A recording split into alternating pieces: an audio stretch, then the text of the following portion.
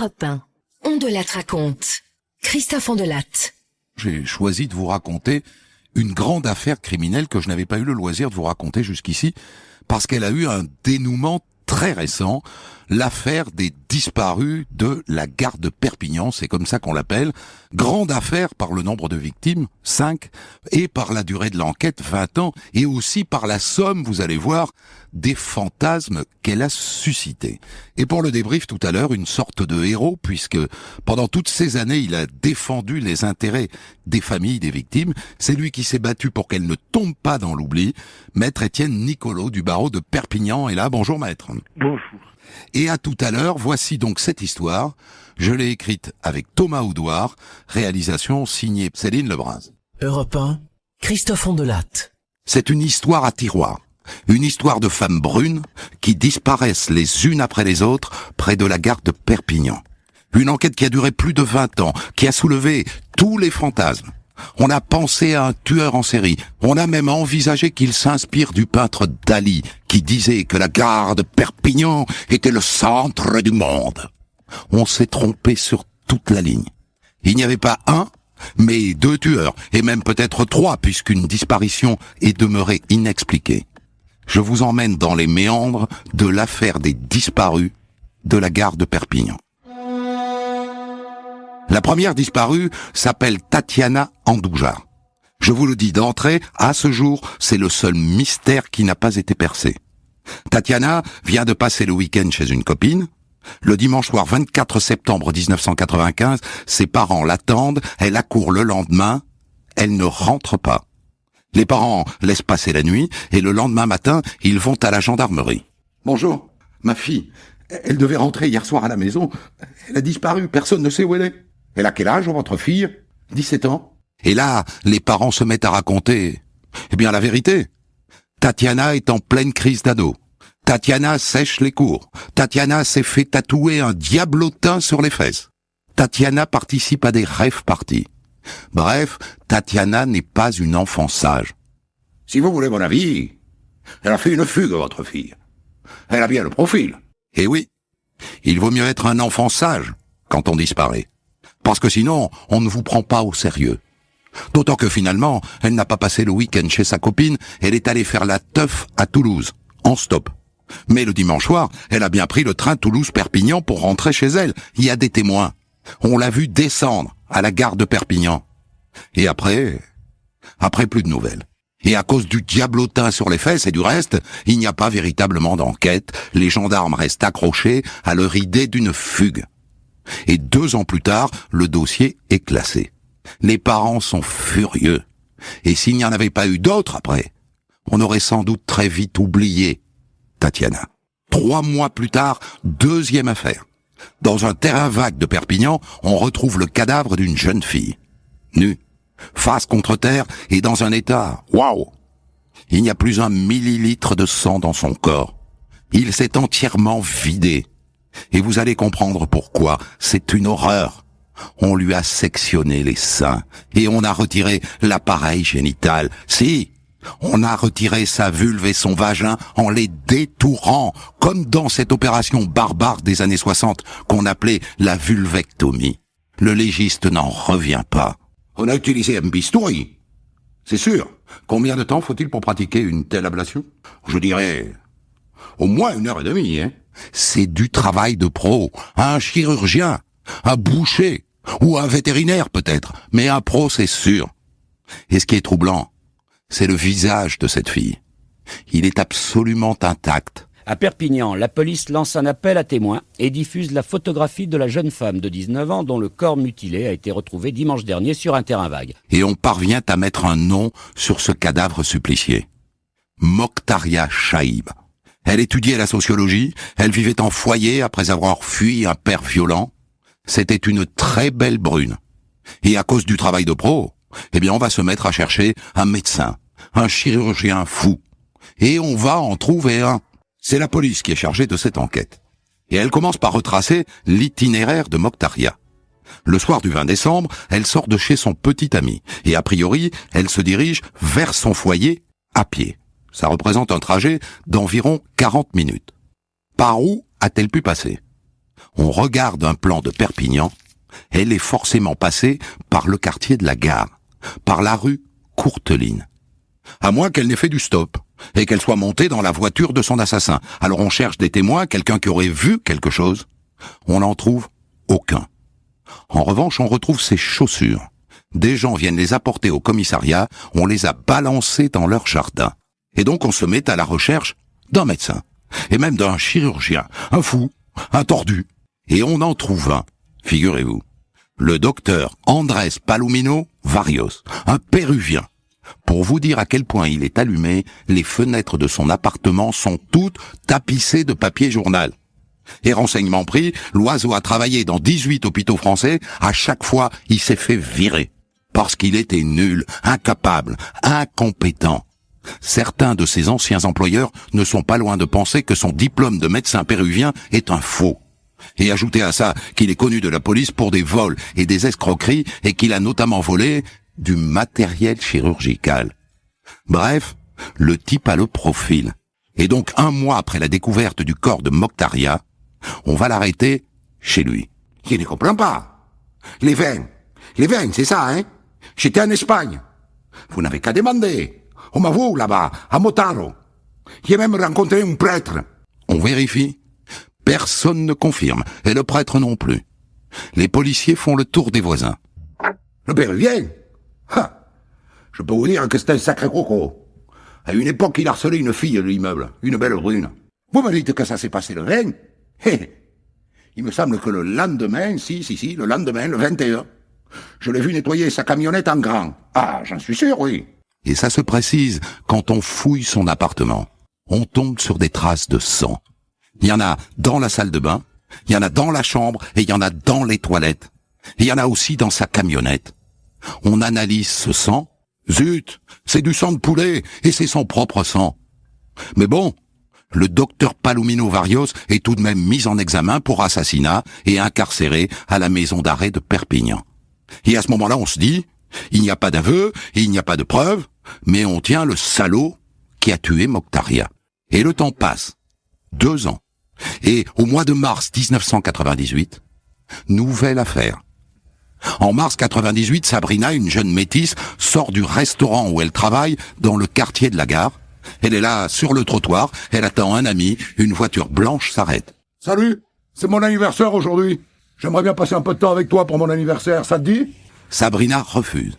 Et là, le type sort un couteau, elle se met à hurler, il la menace, il la coince sous le porche mal éclairé, et elle se dit « Je vais mourir, mais si je survis, il faut que je retienne son visage. » Et là, d'un grand coup de couteau, le type lui lacère le ventre de haut en bas, il lui ouvre le ventre en 2, et à ce moment-là, une passante s'arrête, et le type part en courant. Et Sabrina perd connaissance. Mais elle n'est pas morte. Elle passe plusieurs jours dans le coma, mais elle s'en sort.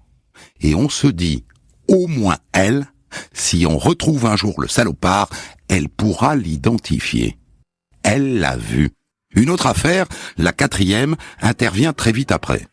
En juin 1998, Marie-Hélène Gonzalez, 22 ans, qui travaille à Argelès, prend le train pour rentrer chez ses parents à Perpignan. Elle aussi est une très jolie brune. Et à 21h, elle n'est toujours pas arrivée chez elle.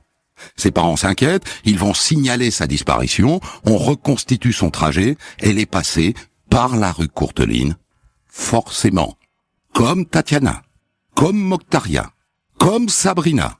Cette fichue rue que le journal L'Indépendant de Perpignan appelle désormais le boulevard du crime. On met 10 jours avant de retrouver Marie-Hélène, ou plutôt son corps. C'est un chiffonnier qui la découvre près d'un échangeur de l'autoroute, un pied qui dépasse d'un tapis sur un tas d'ordures. On déroule le tapis, il manque la tête et les 2 mains, et elle a été éventrée, ses viscères sont en vrac dans un sac juste à côté. Et que dit le légiste quand il examine le corps? Ah ça, je vous le dis, hein. Ça, c'est du travail de professionnel, hein. La découpe est parfaite. Sauf que là, on ne peut pas accuser le docteur péruvien Palomino Varios, il est en prison. Alors du coup, qu'est-ce qu'on fait du Péruvien, hein? Eh bien, on le relâche.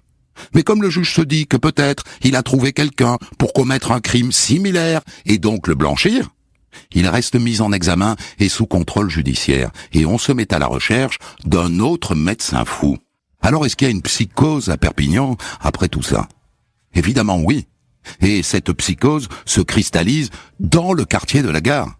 Les jeunes filles brunes évitent le coin, les flics passent des jours et des nuits en planque, et on fait travailler des profilers, comme dans les séries américaines.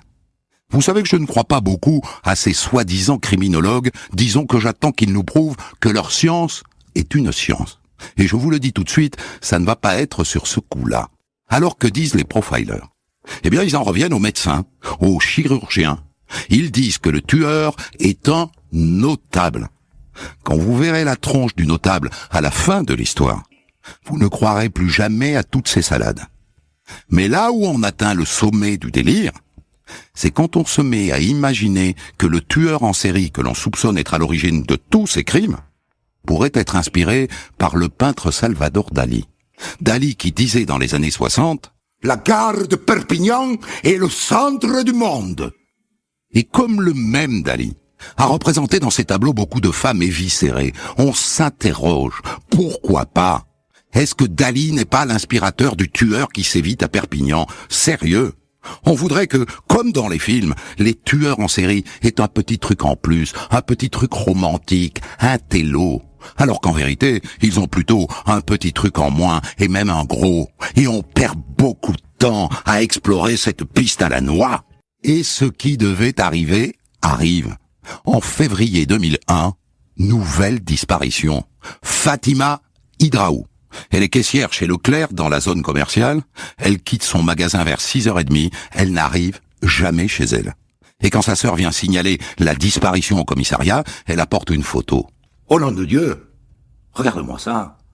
Une jolie brune, comme les autres. Fatima ressemble à toutes les autres. Et elle a, comme les autres, emprunté la rue Courteline, avec une différence qui va bouleverser le cours de toute cette enquête. Sur un parking, on retrouve sa dernière fiche de paye. Les flics font le tour des magasins qui jouxtent ce parking. Vous avez remarqué quoi que ce soit sur ce parking ces derniers jours? Ces derniers jours, non. Non. Mais il y a des jours, oui. Ah oui, je me souviens, il était quoi, dans les 7 heures? J'étais en train de tirer la grille de mon magasin. J'ai entendu des cris. Des cris de femmes. Ah ah! Et vous avez vu quelque chose? Oui, je suis allé voir. Il y avait un couple qui se disputait dans une voiture. C'était une voiture claire. Je me souviens, hein, j'ai noté leur numéro d'immatriculation. Vous l'avez toujours, ce numéro? Oui, le voilà, mais je suis désolé, j'ai pas pu tout noter. J'ai que les 4 premiers chiffres. Mais la voiture était immatriculée ici, hein, dans le 66. Et là, ça va très vite. Les 4 premiers chiffres, plus les 2 derniers, il ne manque que les lettres au milieu. On fait tourner l'ordinateur de la préfecture, il y a 4 voitures dont les chiffres correspondent. Et une seule est de couleur claire. Alors, il s'agit de la voiture d'un certain Marc Delpech, 34 ans. Il habite le Canet en Roussillon, il tient un bar d'étudiants, le San Diego, à Perpignan. Pas de casier judiciaire. Avant d'aller le voir, les policiers se font remonter son relevé de téléphone portable. Ce Delpech connaît Fatima Hidraou. Ils se sont téléphonés à plusieurs reprises. Et là, qu'est-ce qu'on fait? On va le chercher, et vite. Sauf qu'il n'est pas chez lui, il est en vacances chez ses beaux-parents à l'autre bout de la France, en Meurthe-et-Moselle. Qu'importe, un inspecteur saute dans sa voiture, il roule 850 km et il débarque chez les beaux-parents. C'est le beau-père qui ouvre. Mais Marc Delpech est juste derrière lui. Et il comprend tout de suite, et il se met à paniquer, et il recule dans le couloir, et depuis le seuil de l'appartement, le flic tente un coup de bluff. Monsieur Delpech, ce qui s'est passé, c'est pas le moment d'en parler. Je veux juste savoir où elle est. Et là, Delpech pâlit, il se met à transpirer à grosses gouttes. Je l'ai jetée au Cap Béar. Au beau milieu du couloir de ses beaux-parents, Marc Delpech vient d'avouer le meurtre de Fatima Hidraou. Il est donc arrêté et placé en garde à vue. Vous l'avez rencontrée comment, mademoiselle Hidraou? Je suis tombé amoureux d'elle à la caisse du Leclerc. Alors on a entamé une relation. Et pourquoi l'avez-vous tuée? J'étais marié. Elle voulait que je quitte ma femme. Elle a menacé de me dénoncer à ma femme. Ça m'a monté, elle criait, je l'ai étranglée. Il raconte un crime passionnel, une histoire d'amour qui finit mal. Bon, pour l'instant, on va se contenter de ça. Et donc on va voir au Cap Béar, qui se situe près de Port-Vendre, à quelques kilomètres de la frontière espagnole. Il dit qu'il l'a mise là pour qu'elle ait le silence et le repos des vagues pour l'éternité. Un romantique, je vous dis. Tu parles, on ne la retrouve pas. Et le corps a dû être emporté par le courant, voilà tout. Et non, monsieur Delpech, vous mentez. Il n'a pas été emmené par le courant, puisqu'on le retrouve pas loin de chez vous, au bord de l'étang du Canet. Un cadavre qui présente des traces de coups sur le visage, mais notez-le tout de suite ça, qui n'est pas mutilé comme les autres. Mais le plus intéressant, c'est ce qu'on retrouve chez lui. D'abord, une collection d'articles de presse sur le tueur de la gare. Et dans son ordinateur, encore mieux, l'ébauche d'un roman dont le titre est Tatiana. C'est pas long, 15 lignes, qui raconte l'enlèvement de Tatiana Andoujar, rue Courteline, la première disparue. Dingue! Ça serait donc lui. Lui qui a tué Tatiana, qui a tué Mokhtaria, qui a tué Marie-Hélène. Ça serait lui, le tueur en série de la gare de Perpignan, Marc Delpech. Eh bien, je vous le dis tout de suite. Comme ça, on ne va pas perdre de temps. On n'arrivera pas pendant l'enquête à lui coller les autres meurtres. Et donc c'est pour le seul meurtre de Fatima que Marc Delpech sera jugé. Et les autres alors? Si ça n'est pas lui, c'est qui? Mais ça n'empêche pas les parents des autres, les parents de Tatiana, de Marie-Hélène et de Mokhtaria, de venir assister à son procès en juin 2004 devant la cour d'assises de Perpignan. On ne sait jamais. Il va peut-être craquer. Craquer? C'est pas le genre du bonhomme. Il est fermé comme une huître. Quand on lui pose une question, il répond oui ou non. Rien de plus. Quand on lui demande s'il a violé Fatima, il dit non, tout simplement, et il n'ajoute rien. Pourquoi l'a-t-il tuée? Parce qu'elle refusait ses avances. Point. Un mur. Un mur qui, à la fin, réclame lui-même la peine la plus lourde. Je veux le maximum, je le mérite. Eh bien, il sera exaucé.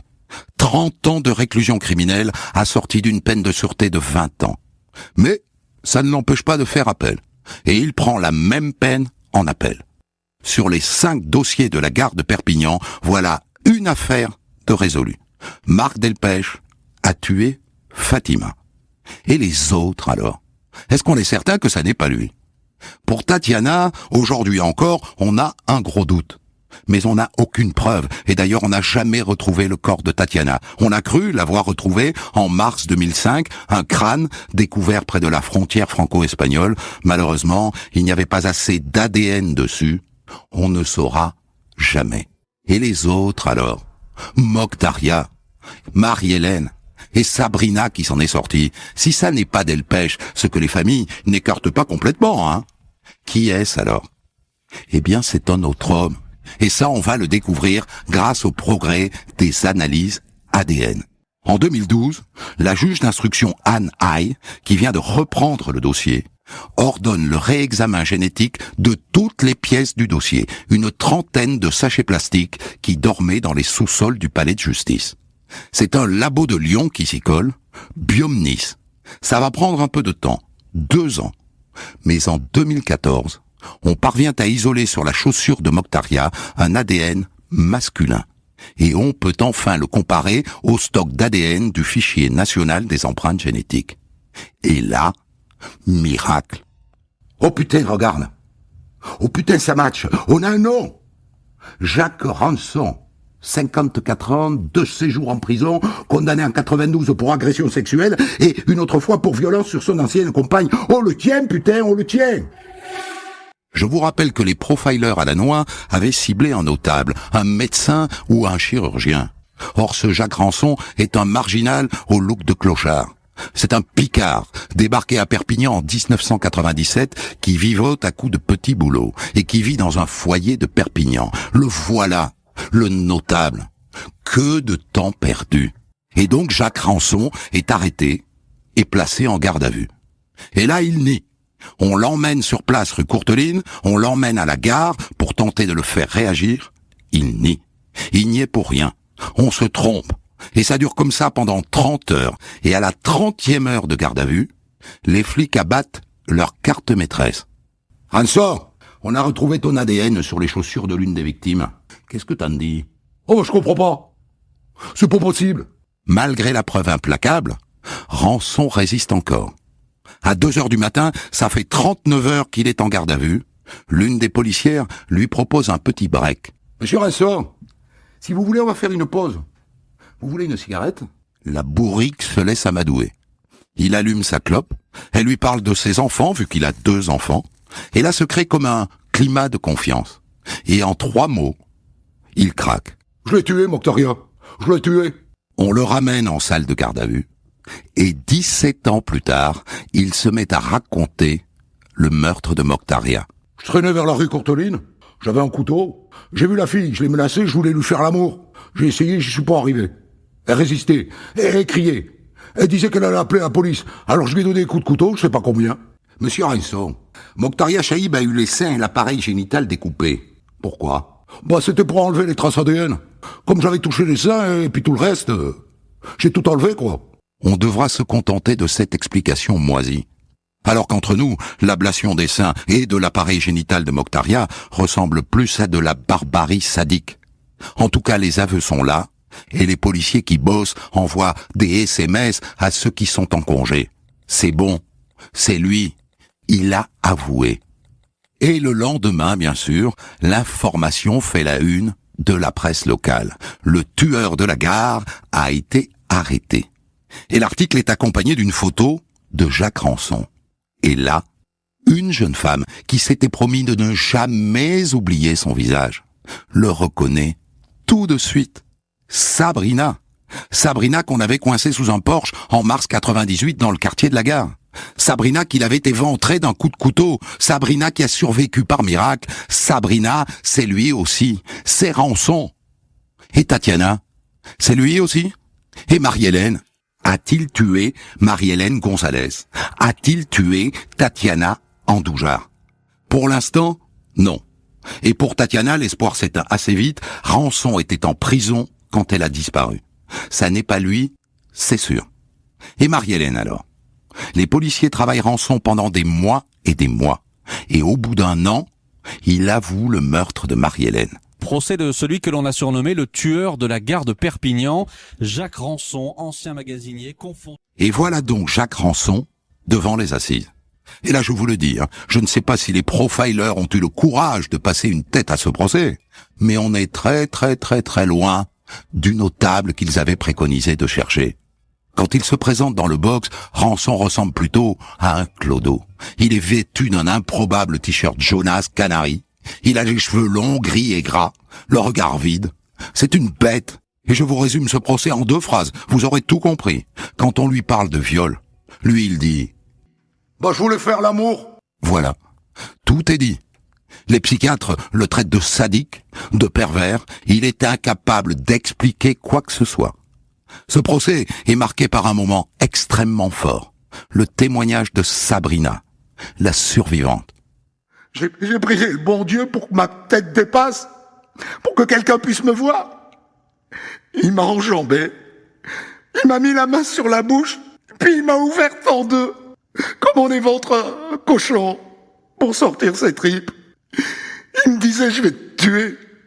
On aurait cru un film d'horreur. Et là, j'ai vu la satisfaction dans ses yeux. C'est un gros sadique. J'ai pris la lame dans la main pour la bloquer. Il voulait me couper le cou. Je me voyais mourir. Je commençais à partir. Sabrina dit qu'elle souhaite le voir crever en prison. Et elle s'effondre dans des hurlements de douleur. Le verdict est sans surprise. Jacques Rançon est condamné à la réclusion criminelle à perpétuité. Il ne pourra pas sortir avant 2040. Il sera alors âgé de 80 ans. Tous les crimes de la gare de Perpignan ont trouvé un coupable, sauf la disparition de la jeune Tatiana Andoujar. Le dossier est toujours ouvert. On saura peut-être un jour. Et pour compléter cette histoire, je suis maintenant avec l'avocat qui a défendu dans ce dossier toutes les familles de victimes depuis le début, Maître Nicolo du barreau de Perpignan. Alors Maître, on pourrait peut-être parler de Tatiana Andoujar pour commencer. Vous êtes toujours l'avocat de la famille de Tatiana? Oui, j'étais encore avec sa mère il y a 3 ou 4 jours. On a toujours l'espoir d'arriver à une solution, de trouver celui qui a fait disparaître Tatiana, mais c'est plus difficile parce que on n'a pas de corps. Et donc, on n'a pas d'indices matériels et on n'a aucun témoin dans l'immédiat. Mais les policiers continuent à enquêter. Et Il y a toujours une enquête active, quoi. D'arriver. Il y a une enquête active. Absolument, l'enquête continue. Comme elle avait continué pendant 20 ans pour les autres victimes, celles de rançon, et donc je pense qu'il y a encore espoir. L'hypothèse de Marc Delpech, assassin de Tatiana, est-ce qu'elle existe encore dans l'esprit de vos clients et dans le vôtre d'ailleurs? On a pensé, et vous avez expliqué pourquoi, on a pensé que Marc Delpech avait pu être à l'origine de la disparition de Tatiana. Parce que il avait écrit un roman, un début de roman qui s'intitulait Tatiana, parce que Tatiana aurait pu effectivement monter dans le véhicule de cet homme qui était un patron de bar, affable, n'ayant aucun problème relationnel. Donc on pensait que c'était possible, mais pour l'instant on n'a pas d'éléments permettant de le mettre en cause véritablement. Mais vos clients, dans leur tête, c'est possiblement lui, toujours aujourd'hui? C'est vrai que la famille de Tatiana pense encore que Delpech a pu faire disparaître leur fille. Ils sont touchants, ces gens, quand même. Ils attendent une réponse depuis 23 ans. Ils attendent une réponse depuis 23 ans et ils sont malheureusement toujours dans le même état d'esprit. Je puis vous dire qu'il y a 3 jours, quand j'ai rencontré la mère de Tatiana, elle pleurait encore, mais elle garde espoir. Il y a donc ce crâne qui a été découvert en mars 2005. On a pensé que ça pouvait être le crâne de Tatiana, mais il n'y avait pas assez d'ADN sur le crâne pour l'identifier à coup sûr. Il y a eu surtout une vérification faite avec la dentition et qui a permis d'écarter l'hypothèse du crâne de Tatiana. On a pu contacter l'ancien dentiste de Tatiana, qui avait donc un panoramique des dents, et ça ne correspondait pas au crâne que l'on a retrouvé. Est-ce que d'ailleurs, on a percé ce mystère-là? Est-ce que Marc Delpech a suivi les agissements de Jacques Rançon dans la presse, et est-ce qu'il s'est inspiré de lui d'une certaine manière? Alors, on avait trouvé chez Marc Delpech des articles de presse qui relataient effectivement les disparitions des précédentes jeunes femmes, c'est-à-dire des disparitions de Mokhtaria Chaïb et de Marilène Gonzalez. Mais c'est vrai qu'il ne s'est pas véritablement inspiré de ces disparitions parce que le corps de Sabrina Hidraou n'a pas été mutilé, il était intact et donc ça n'est pas une réplique des 2 crimes précédents. On ne sait même pas, j'imagine que la question lui a été posée au cours du procès en assises, on ne sait même pas si il avait connaissance du détail de toute l'enquête. Je ne pense pas qu'il avait connaissance d'autres éléments que ceux qui avaient paru dans la presse Voilà. et qu'il avait collectionnés. Mais je ne pense pas qu'il ait pu avoir des éléments précis que les enquêteurs conservaient pour le jour où on interpellerait quelqu'un. Alors cette histoire, maintenant, Maître Nicolo, de tueur en série unique, qui serait l'auteur qui a été le grand fantasme de toute cette affaire, et qui a été extrêmement nourri par les analyses des profilers, qui ont pensé que c'était un tueur unique, qui en ont tracé le profil, qui ont dit que c'était un notable, qui ont ciblé des médecins, chirurgiens, vétérinaires. On a perdu beaucoup de temps à cause de ces gens-là, quand même. Il y a eu, comme dans la plupart des affaires criminelles, et des loupés et des coups de chance. Le premier loupé, il vient des experts et des légistes qui ont affirmé haut et fort que le meurtre, le crime commis sur Mokhtaria Chaïb avait été commis par un professionnel, spécialiste du bistouri, qu'il fallait 1h30 pour pratiquer les mutilations que l'on avait retrouvées sur le corps. Et c'était faux. Il fallait même un éclairage particulier. Et donc, on a orienté, les policiers ont orienté leurs recherches et ils ont trouvé dans le quartier où on avait retrouvé le corps de Mokhtaria, ce médecin péruvien Palomino Barrios qui avait le profil rêvé, c'était le meurtrier idéal. Mais vous croyez au profiler, vous, maître Nicolo? Vous avez compris que moi, pas beaucoup, parce que, ayant raconté près de 500 affaires criminelles, je suis en mesure de dire qu'ils n'ont jamais vraiment permis la résolution d'une affaire criminelle. Jamais. J'ai la même opinion que vous parce que, effectivement, dans cette affaire en particulier, on voit qu'ils se sont complètement trompés et que, bon, ils ont induit aussi en erreur les policiers. Donc il y a eu des loupés. Et le plus gros loupé, c'est lorsque Sabrina est agressée, qu'elle est éventrée, on ne fait pas le lien avec le meurtre commis sur Mokhtaria. Et là, c'est regrettable. Alors parlons de Jacques Ranson et de ses motivations, parce que ça reste un grand mystère. Vous l'avez vu lors du procès d'assises, Jacques Ranson. Dites-nous ce que vous avez ressenti au fond. Qui est ce bonhomme?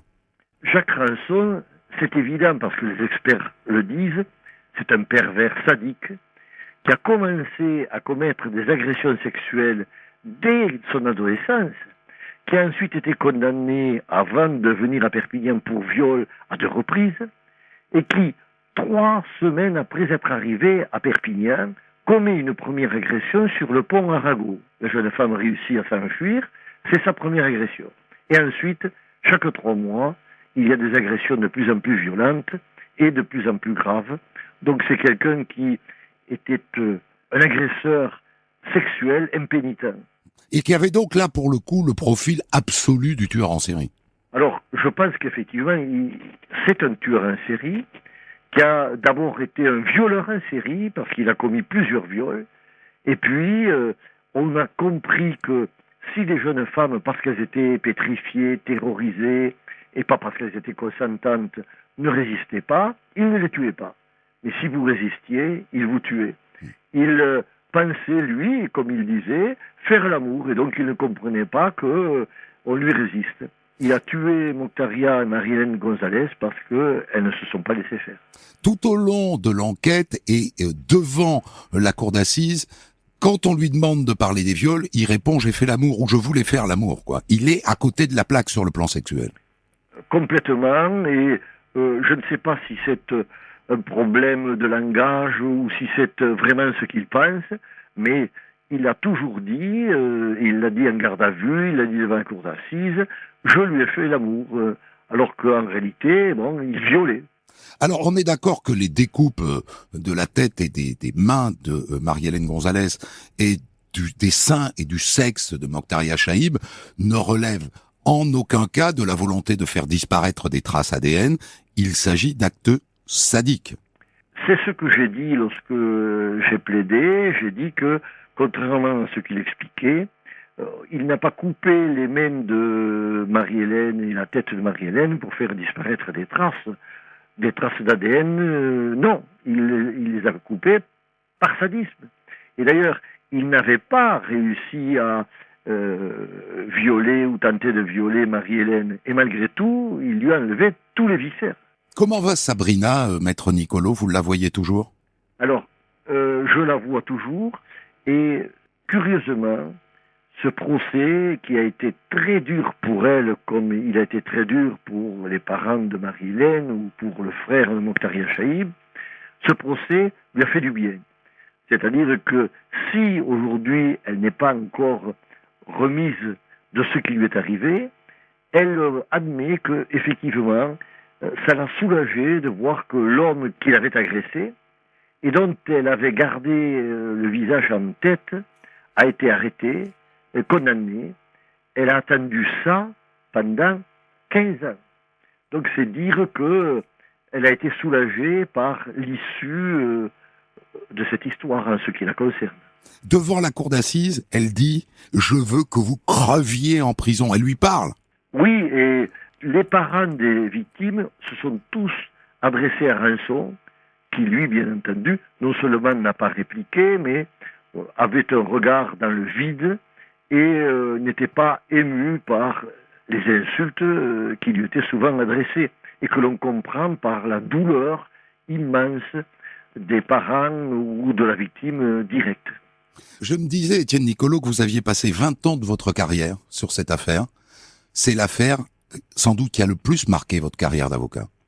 la longueur, effectivement, de l'enquête, la difficulté des recherches, effectivement, est exceptionnelle. Et je crois que, effectivement, j'ai vécu pendant très longtemps avec les disparus de Perpignan, avec l'espoir aussi que l'on arrêterait un jour ce criminel dangereux qu'est Jacques Rançon. Étienne Nicolo, une dernière question. Vous êtes un avocat qui, en général, défend les parties civiles. Vous êtes l'avocat qui a défendu les victimes de Van Geloven, par exemple. Là, dans ce dossier, vous êtes l'avocat des 5 familles de victimes de cette affaire. Vous auriez pu défendre Rançon? Si il m'avait choisi avant que je sois choisi par les victimes, je pense que il aurait été de mon devoir de le défendre. Même si, comme d'ailleurs mes confrères, j'aurais su à l'avance que le résultat n'aurait pas été autre que celui que l'on a connu et que l'on connaît dans ce dossier. Vous l'auriez fait, vous n'êtes pas qu'un avocat de partie civile. Non. Et c'est vrai que j'ai été partie civile dans des affaires très importantes, mais quand j'ai fait un retour un peu en arrière, je me rends compte que j'étais aussi souvent en défense qu'en partie civile. Eh ben on en parle moins, ça doit être ça. Merci Étienne Nicolo, donc avocat au barreau de Perpignan, ténor du barreau des Pyrénées-Orientales. Des centaines d'histoires disponibles sur vos plateformes d'écoute et sur europe1.fr.